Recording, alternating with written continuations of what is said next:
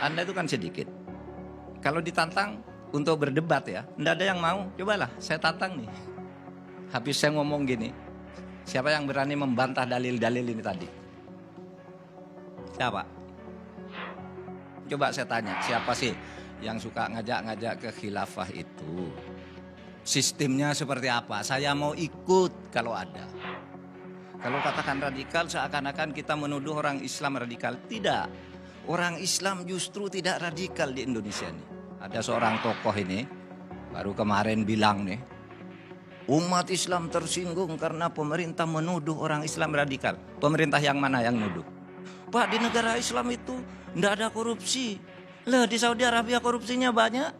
Itu pangeran-pangerannya baru ditangkap. Pak, kalau berlaku hukum potong tangan, aman negara. Lah, di Saudi Arabia tiap hari Jumat ada orang dipotong tangan, berarti hukum sudah berlaku, masih ada orang mencuri juga. Kemarin saya Jumatan, hari Jumat pertama di Masjid Kementerian Pertahanan.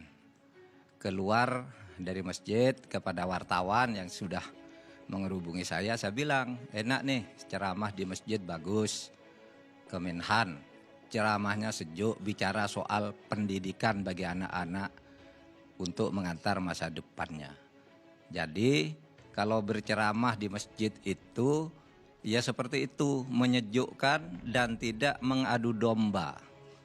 Tidak suka mengkafir-kafirkan orang hanya karena perbedaan pendapat.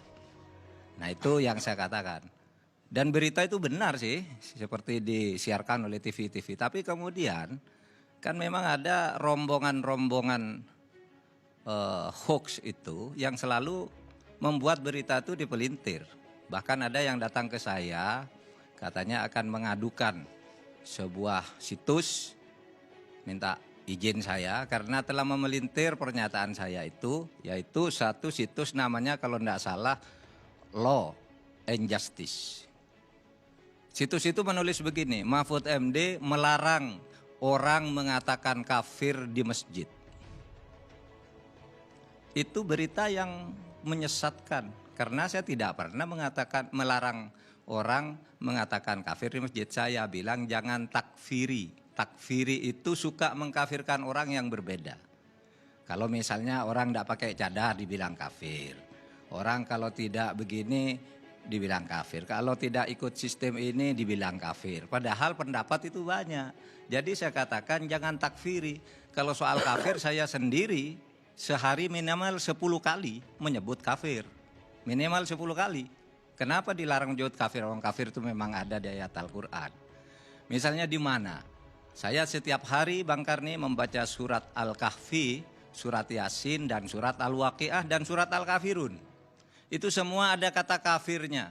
Misalnya di dalam surat Kahfi itu ada kata wa ammal gulam fakana abawahu mu'minain fakhoshina ayyurhiqohuma tuyana wa kufro. Kafir. Saya katakan itu, siapa yang melarang orang bilang kafir? Ada lagi wa arubna jahannama yaumaidzil lil kafirin ardo. Kafir. Ada lagi islauhal yauma bima kuntum takfurun di surat Yasin. Qul ya ayyuhal kafirun. Surat Al-Kafirun. Jadi bilang kafir itu boleh, itu fakta. Tetapi jangan menuduh orang lain kafir. Dan jangan memusuhi orang yang menurut agama kita itu kafir. Mereka punya agama sendiri. Sehingga kalau dibalikkan kita yang kafir menurut agama mereka. Nah, itu maksud saya, jangan suka mengkafirkan orang.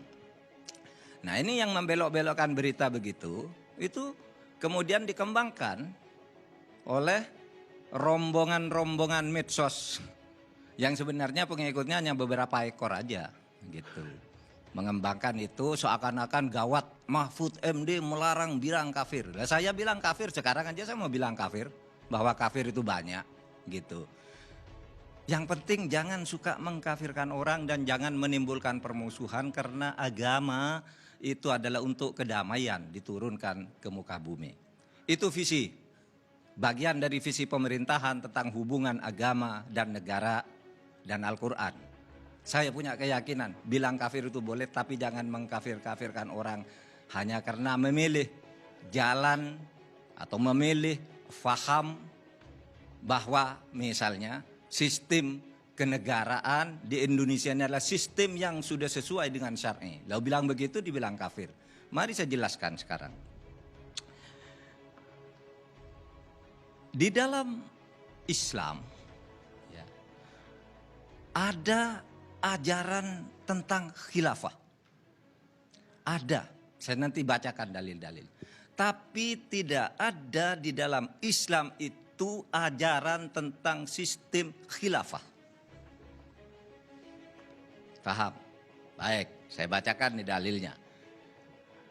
Kata-kata istilah yang dipakai di dalam Islam tentang khilafah atau yang disamakan dengan khilafah, misalnya Qulillahumma malikul mulk. Al-mulk itu adalah organisasi kekuasaan juga salah satu artinya.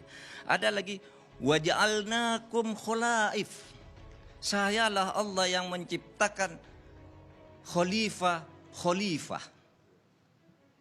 Bukan khalifah, bukan khilafah, tapi khalifah. Artinya banyak macamnya. Sehingga sistemnya juga bisa beda. Alladzi lam yukhlaq mithluha fil bilad. Itu kota Iram yang ada di sebuah negeri di kaum Ad. Itu ada kota namanya, di mana tidak ada kota yang seperti negeri Iram itu. Kota Iram itu juga khilafah, pemerintahan artinya. Satu organisasi manusia yang dipimpin oleh pemerintah. Ada kata wahadal baladil amin, ada kata al-balad. Jadi khalifah itu, khilafah itu di dalam khazanah Islam ada. Tetapi tidak ada sistem pemerintahan di dalam Islam itu. Sistemnya bebas berdasar pilihan sendiri, sehingga negara kita, negara Republik Indonesia ini, sistem pemerintahannya sudah sesuai dengan Islam. Karena Islam tidak mengajarkan sistem. Coba saya tanya, siapa sih yang suka ngajak-ngajak ke khilafah itu? Sistemnya seperti apa? Saya mau ikut kalau ada. Sekarang saya jadi Menko Polhukam. Kalau ada yang punya dalil Al-Quran dan hadis bahwa sistem pemerintahan itu ada menurut Islam, saya ikut dan saya akan mengkampanyekannya. Tapi percayalah, itu tidak ada sistem itu. Sistem itu bebas. Tidak ada yang dicontohkan oleh Al-Quran, tidak ada yang dicontohkan oleh Nabi. Oke, negara khilafah itu. Lalu ada yang begini, Bang Karni. Ada Pak Mahfud, Nabi itu kan mendirikan negara juga. Itu contohnya. Tidak bisa kita mendirikan negara seperti Nabi. Tidak bisa. Karena sekarang tidak ada nabi lagi. Coba. Nabi itu mempunyai 3 kekuasaan. Legislatif, eksekutif, yudikatif itu ada di tangan nabi. Nabi yang membuat hukum karena dia mendapat wahyu dari Allah. Kalau sekarang siapa membuat hukum? Tidak ada nabi. Ya kan? Tidak ada lembaga yudikatif zaman nabi. Tidak ada pemilu di zaman nabi.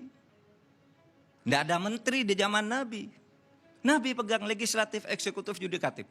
Apakah kita akan ikut negara seperti itu? Pasti dilarang oleh Nabi juga, karena tidak ada Nabi. Maka cara membuat hukum itu di zaman sesudah tidak ada Nabi, macam-macam. Ada yang pakai Darun Nadwa, Dewan Perwakilan Rakyat seperti kita. Seperti Mesir, Maroko. Ada yang pakai Darul Ifta. Darul Ifta itu artinya fatwa ulama. Ada yang pakai pemilu pemerintahnya, ada yang sistem presidensial, ada sistem parlementer. Beda-beda dan itu benar semua. Tidak yang salah. Oleh sebab itu jangan nyalah-nyalahkan bahwa wah, yang di Indonesia itu kafir, tidak ikut, saya tidak bisa. Kalau ada, datang ke saya atau saya diundang. Bertaruh kalau ketemu, ada. Tidak ada. Jadi Indonesia itu sebagai sebuah produk ijtihad. Sesuai dengan kebutuhan waktu dan zaman yang ditetapkan oleh para ulama bersama para pendiri negara, memilih negara inklusif, negara Pancasila, itu sudah benar. Tidak ada yang bertentangan dengan syariah. Oleh sebab itu jangan mengkafir-kafirkan orang hanya karena berbeda pilihan cara bernegara. Yang penting bagi Islam khilafah itu harus ada.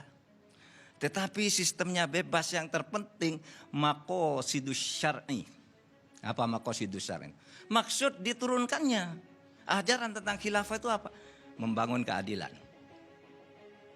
kemaslahatan umat, memilih pemimpin yang jujur, menegakkan hukum. Nah itulah maksudnya. Bukan lalu sistemnya harus ini, harus, enggak ada itu. Kalau ada saya mau ikut, karena saya orang Islam, wajib kalau memang ada menurut Quran dan Sunnah. Nah, Bang Karni, sekarang ini ada 57 negara Islam yang sistem pemerintahannya, khilafahnya beda-beda. Di mana itu? Oki. Oki itu organisasi konferensi negara-negara Islam. Itu sistem pemerintahnya beda-beda. Dan tidak ada yang mengatakan yang satu kafir, satu tidak. Kenapa kita kok ada gerakan di sini kafir? Kita sudah hidup nyaman zaman selama puluhan tahun, rukun, beragama. Lalu sekarang muncul kaum-kaum takfiri itu. Yang selalu ingin mengkafirkan orang. Dan saudara, itulah yang disebut radikal. Tetapi jangan salah paham ya. Jangan salah paham. Kalau katakan radikal seakan-akan kita menuduh orang Islam radikal.